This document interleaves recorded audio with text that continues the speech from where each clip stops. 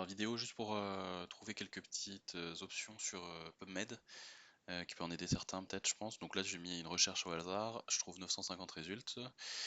Et du coup il y a déjà la première façon qui est déjà d'augmenter le nombre d'études qui sont affichées directement dans PubMed. Donc c'est un premier truc qui peut être intéressant. C'est un peu, voilà, c'est un peu limité. Après derrière ce qu'on va pouvoir faire c'est le transformer tout en fichier Excel. Donc en fait tu viens pour ton save, on prend tous les résultats, on crée un fichier CSV, on vient créer le fichier qui vient se mettre là. Ensuite on prend bon, un Excel directement, on va dans données à partir d'un fichier texte ou CSV. Donc, on vient le chercher. Là vous prenez tout le jeu de données, vous chargez. Après ça vous donne un format un petit peu comme ça et en fait derrière vous avez toutes les données.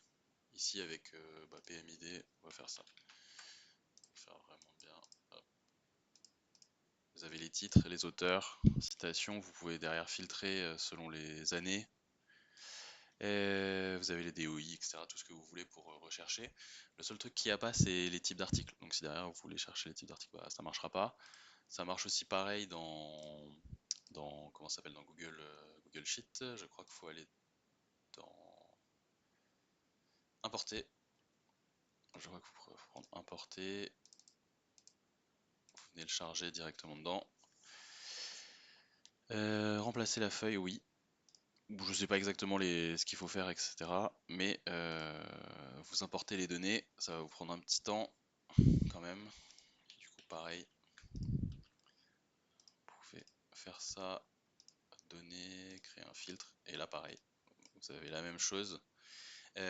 Tout est dedans. Il y a aussi une autre possibilité une fois qu'on est là, c'est de mettre un save sur tous les résultats et de mettre un abstract en texte.